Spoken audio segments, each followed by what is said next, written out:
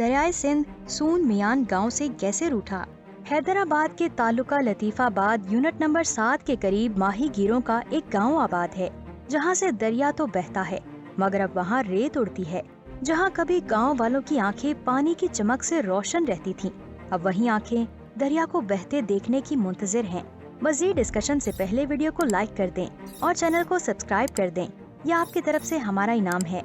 दरिया के रूठने का दर्द वही लोग जान सकते हैं जिनकी आंखों ने उसे बहते देखा हो। दरिया महज पानी का बहाव नहीं होते, बल्कि ये तहजीबों के अमीन और खुशियों की अलामत भी समझे जाते हैं।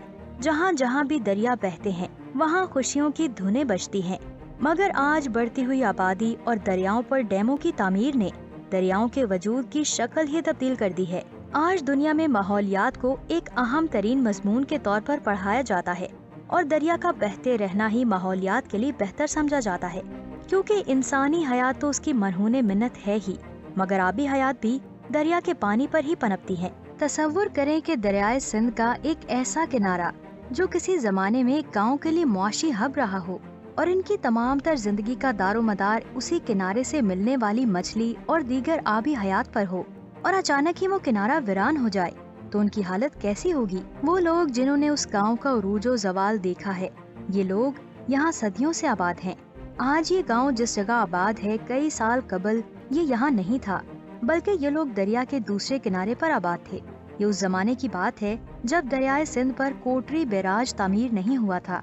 दरिया का रुख तब्दील होने की वजह से उनका गांव हमेशा पानी की जद में रहता था, मगर कोटरी बैराज तामीर होने के बाद दरिया की एक सिमत तय हो गई, जिसके बाद उनका गांव दरिया के बाएं किनारे पर फिर से आबाद हुआ। ये लोग अपनी जवानी के दिनों को याद करते हुए कहते हैं कि हमने अपनी जवानी में दरिया को इस तरह बर्बाद हालत में नहीं देखा। ये हमारे रोजगार का अहम तरीन जरिया था। हमें मछली इतनी ज्यादा मिलती थी कि हम इसे बेचने के बाद भी सुखा कर रखते थे। कई अकसाम की मछली उस जमाने में दरिया में मौजूद थी।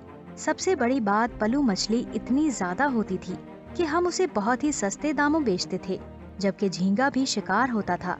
आज उसी पलू मछली का 1 किलो 3000 में मिलता है। ये गांव सून मियान के नाम से भी मशहूर है। दरअसल मियान सिंधी जुबान में दरिया किनारे उस जगह को कहते हैं जहां मछली शिकार की जाए और वहीं से उसकी रसद मार्केट तक की जाए।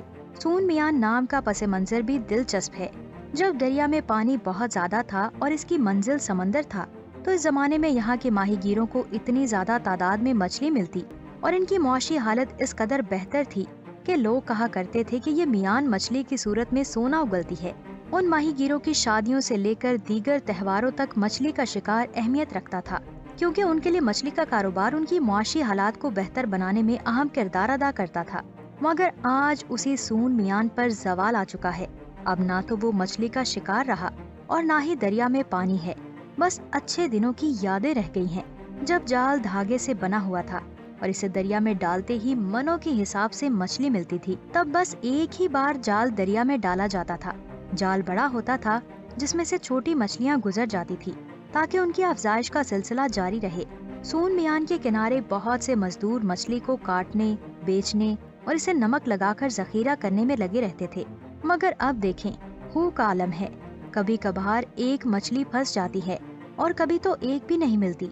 दोस्तों, आज के लिए इतना ही। आपका इस वीडियो के बारे में क्या कहना है? अपने कीमती राय का इजहार हमारे कमेंट बॉक्स में जरूर करें। मजीद ऐसे इन्फॉर्मेटिव वीडियोस देखने के लिए हमारे यूट्यूब चैनल को सब्सक्राइब कर दें। इंशाल्लाह जल्द ही मिलेंगे एक नई और इंटरेस्टिंग वीडियो के साथ। अब मुझे दी इजाजत। अल्लाह हाफिज।